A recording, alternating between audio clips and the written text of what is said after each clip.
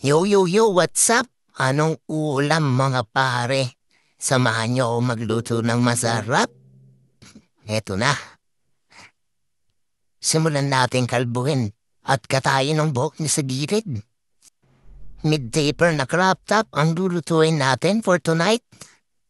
Kaya simulan na natin lagyan ng guideline.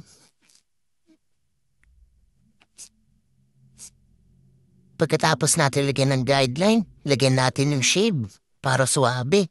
Pero kitang-kita niyo naman, may burger si Idol sa likod. Pero walang magagawa yung burger niya kapag na-blend natin ng maayos yan. Texture na natin ang taas. Tandaan niyo naman, kung gusto niyo ng ganito, ako bahala sa inyo.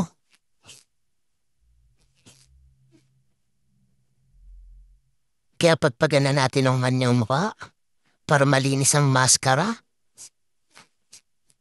Tapos lagyan natin ng asin. Tingnan niyo naman ang finished product natin. Nakasmile si Idol kasi ang sarap-sarap na daw niya. Nagpunta siya dito parang nabitin sa sinaing. Hanggang siya na yung pwede nating ulamin. Damn! Kita niyo naman yung blend sa burger niya sa likod.